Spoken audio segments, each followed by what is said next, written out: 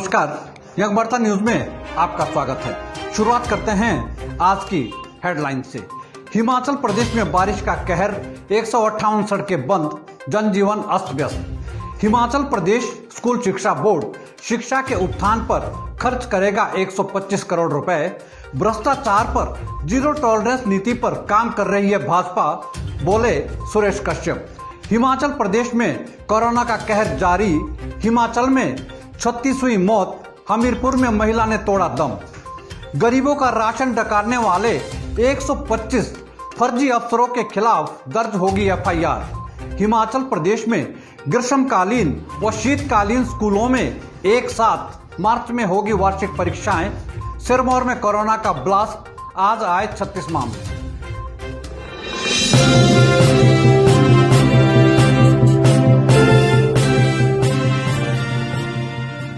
अब समाचार विस्तार से। हिमाचल प्रदेश में Bharatiya Janata party zero tolerance नीति पर काम कर रही है। यह बात भारतीय जनता पार्टी के प्रदेश अध्यक्ष सुरेश कश्यप ने कही।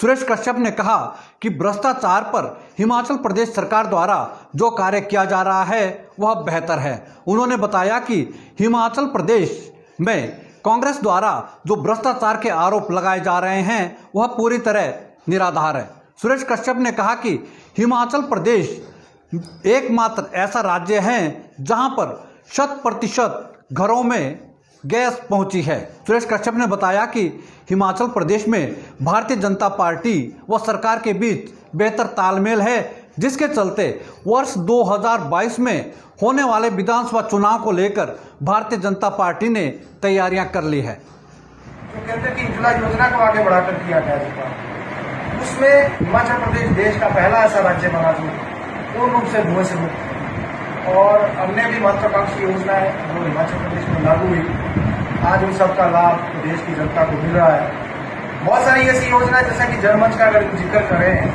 तो दूसरे राज्य भी हमारा अनुसरण कर रहे हैं। और कोरोना काल में भी प्रदेश की सरकार ने, हमारे सभी मंत्रियों ने, हमारी पार्टी के नेताओं ने, सभी लोगों ने मिलकर काम किया और उसी का नतीजा है कि हिमाचल आज प्रदेश में 6 महीने से पर्यटन गतिविधियां पूरी तरह ठप पड़ी है। पर्यटन गतिविधियों को बढ़ावा देने के लिए आज मनाली प्रशासन ने स्थानीय प्रधानों व ट्रैवल एजेंट्स के साथ बैठक की। बैठक में निर्णय लिया गया कि 1 अक्टूबर से मनाली में पर्यटन गतिविधियां आरंभ की जाएगी, जिसको लेकर प्रशासन द्वारा पूरी तैयारियां की गई है। बताते हैं कि 1 अक्टूबर से पूरे हिमाचल प्रदेश में पर्यटन गतिविधियां आरंभ होगी। वहीं मनाली प्रशासन द्वारा भी पूरी तैयारियां की गई हैं। उनके साथ एक जो अभी हाल ही में स्टेट गवर्नमेंट द्वारा जो सेंट्रल गवर्नमेंट द्वारा जो एसओपीज निकाले गए हैं तो हॉस्पिटलरी इंडस्ट्री को खोलने के बारे में एक तरह से एक मीटिंग बुलाई गई थी और उसमें वर्कशॉप टाइप की एक मीटिंग थी, जिसमें इसमें पावर पॉइंट के द्वारा जो है इसमें इंफॉर्मेशन दी थी कि किसमें जो एसओपीज जो फॉलो करनी जानी है, जो भी हॉस्पिटल इंडस्ट्री से जुड़े हुए जितने भी लोग हैं उनको। कोरोना के चलते पूरे देश में धार्मिक गतिविधियां पूरी तरह ठप हो गई है। आज कोविड के चलते मुहर्रम का कार्यक्रम भी आयोजित नहीं किया गया। केवल मात्र शहर में रस्म अदायगी के लिए मुहर्रम का कार्यक्रम किया गया।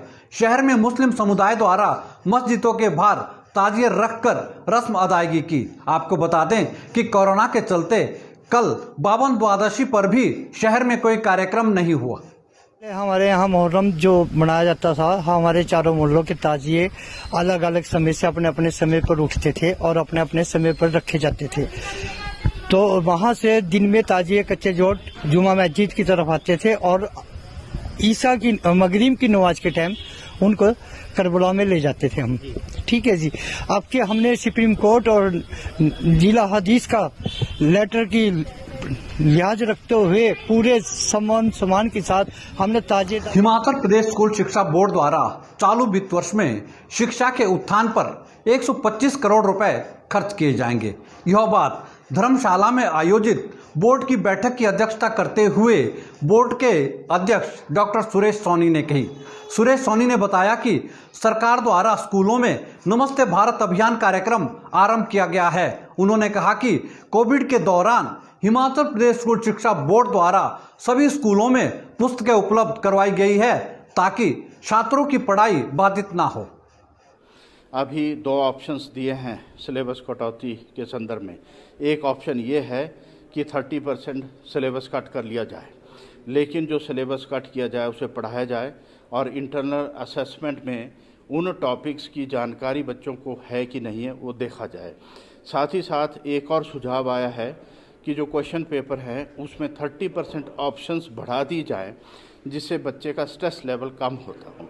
बच्चों के स्ट्रेस लेवल को कैसे कम किया जाए इसके ऊपर डिटेल में।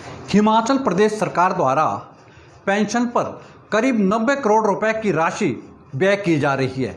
यह बात धर्मशाला में आयोजित बैठक में सामाजिक न्याय एवं आधिकारिता मंत्री सरवीण चौधरी ने कही। सरवीण चौधरी ने बताया कि अकेले कांगड़ा जिला में 1,22,000 पेंशनर है, जिनमें से 60,000 बुजुर्ग हैं जिनको पेंशन का लाभ मिल रहा है। सरवीण चौधरी ने बताया कि हिमाचल प्रदेश में मातृ वंदना योजना के तहत महिलाओं द्वारा लाभ उठाया जा रहा है। उन्होंने कहा कि अब तक प्रदेश में अधिकतम 25,000 की आय वालों को ही इसमें लिया जाता था, लेकिन अब इससे अधिक आय वालों को भी छूट दी गई है। सरकार की आपसे कहना चाहूँगी कि मकानों के लिए 1,30,000 मिलता था।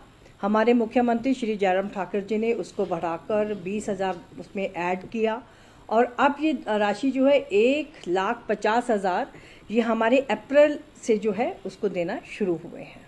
और इसी तरह से जो पेंशन से आपको पता है कि पेंशन इस सरकार ने 70 वर्ष से ऊपर लगाई और उसमें 1,300 रुपये थे, फिर उसको बढ़ाकर 1,500 रुपये कर दिया। ब्रेक के बाद देखिए, कुल्लू जिला में चलती बाइक में लगी आग, बड़ा हादसा टला।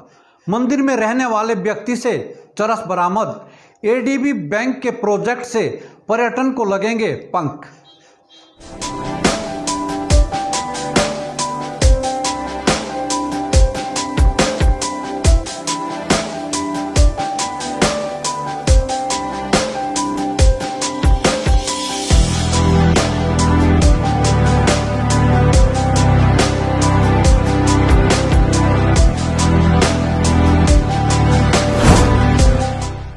भूषण ज्वेलर्स, अनमोल रिश्तों के लिए।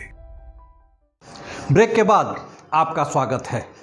हिमाचल प्रदेश के बिलासपुर जिला में एडीबी बैंक के सहयोग से 4 परियोजनाएं चल रही है। डीसी बिलासपुर राजेश्वर गोयल ने बताया कि एडीबी बैंक के सहयोग से जहां गोविंद सागर झील में वाटर स्पोर्ट्स आरंभ किया जाएगा, वहीं प्रसिद्ध शक्तिपीठ नैना देवी में भी धार्मिक पर्यटन को बढ़ावा दिया जाएगा। उन्होंने बताया कि बंदला घाट में पैराग्लाइडिंग तथा गोविंद सागर में वाटर स्पोर्ट्स कार्यक्रम आयोजित किए जाएंगे। करते हैं तो वो भी एक रेवेन्यू डिपार्टमेंट से इंफॉर्मेशन गैदर करके हमने भाषा कला संस्कृति विभाग को दी है, क्योंकि फोर्ट्स का डेवलपमेंट का भी बहुत स्कोप है। और एक और मैं कहना चाहूँगा कि भाखड़ा डैम जो है वहाँ पर 1.5 किलोमीटर तक प्रोहिबिटेड एरिया है, हमने बीबीएमबी से चेकअप किया हुआ है। वहाँ भी वाटर स्पोर्ट्स और एंगलिंग इन सब चीज़ों का बहुत स्कोप है। तो मेरा ये मानना है कि आने वाले वर्षों में। और कुल्लू के समीप आज चलती बाइक में अचानक आग लग गई। बताते हैं कि सैन से एक युवक बाइक पर कुल्लू की ओर जा रहा था कि उसे अचानक धुआं दिखाई दिया, जिसके चलते उसने बाइक खड़ी की। बाइक खड़ी करते ही बाइक में आग लग गई, जिससे बाइक धू कर जल पड़ी, लेकिन बड़ा हादसा टल गया।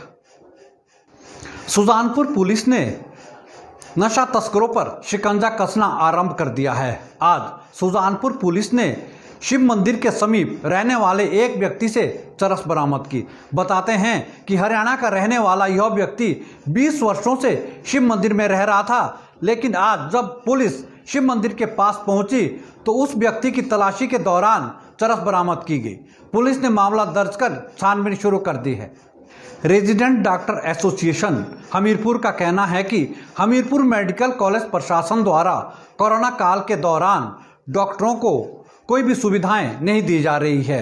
रेजिडेंट डॉक्टर एसोसिएशन के अध्यक्ष डॉक्टर अभिषेक ठाकुर ने बताया कि सुरक्षा के लिहाज से मेडिकल कॉलेज में कोई भी पुख्ता इंतजाम नहीं है। उन्होंने कहा कि इसको लेकर उन्होंने प्रशासन को कई बार ज्ञापन सौंपे हैं, लेकिन अभी तक कोई भी समाधान नहीं हुआ है। उन्होंने बताया कि पिछले 2 दिनों से चिकित्सक काले बिल्ले लगाकर काम कर रहे हैं। आलम यह है कि ड्यूटी के दौरान भी डॉक्टरों को कोई सुविधाएं नहीं दी जाती है। उन्होंने मांग की कि यदि चिकित्सकों को सुविधाएं नहीं दी गई तो मजबूरन उन्हें संघर्ष का रास्ता अपनाना पड़ेगा। नहीं किए गए, नर्सेज क्वारंटाइन नहीं की गई और इस तरह से बहुत बड़े जो मैं कहता हूँ एक खतरा जो है मूल्य है, क्योंकि जो लचर व्यवस्था है उसके कारण काफ़ी एक खतरा जो है वो हॉस्पिटल पे मैं मंडराता हुआ देख रहा हूँ। क्योंकि कुछ जो पॉजिटिव पेशेंट आए थे उनके प्राइमरी कॉन्टैक्ट्स को आइसोलेट नहीं किया गया। कोई जिस तरह से पॉलिसी या उस हिसाब से आपको ऑपरेशन थिएटर सील करना चाहिए था तो वो टाइम पे आपने नहीं किया। केंद्र सरकार द्वारा पूरे देश में फिट इंडिया अभियान कार्यक्रम चलाया गया है। इस अभियान का आगाज 15 अगस्त को देश के केंद्रीय खेल मंत्री किरण रिजिजू द्वारा किया गया। आज इसी कार्यक्रम के तहत राजगढ़ के टिक्कर युवा मंडल द्वारा खेलकूद प्रतियोगिताएं आयोजित की गई। इस दौरान नेहरू युवा केंद्र के सहयोग से आयोजित प्रतियोगिता में कबड्डी, वॉलीबॉल व रस्साकसी आदि स्पर्धाएं करवाई गई। सरकार द्वारा किसानों को आत्मनिर्भर बनाने व वर्ष 2022 तक कृषकों की आय दोगुनी करने के लिए कई कार्यक्रम चलाए हैं। विधानसभा अध्यक्ष विपिन परमार ने कहा कि सरकार द्वारा किसानों को देसी गाय, ट्रैक्टर व पक्की गौशाला बनाने के लिए आर्थिक मदद दी जा रही है। उन्होंने बताया कि केंद्र सरकार द्वारा कृषि के लिए अलग से बजट का प्रावधान किया गया है। विधानसभा अध्यक्ष ने आज कांगड़ा जिला के भवारना में किसानों को देसी गाय के लिए आर्थिक सहायता मदद की। अगले महीने उसका उद्घाटन कर दें, पर हम उस गौ सदन में कितने पशुओं को रख पाएंगे? मुझे ये भी लग रहा है कि वो गौ सदन हम किस तरीके से चला पाएंगे। तो मेरी किसान भाइयों से ये भी एक आग्रह है कि इस दिशा में जो हमारी मानसिकता समाज की बनती जा रही है उस पर रोक लगाने की जरूरत है। यानी गाय दूध देती है तो हमारी है, सूख गई तो सरकारी है। आज के लिए बस इतना ही। यंग वार्ता से जुड़ने के लिए आपका धन्यवाद।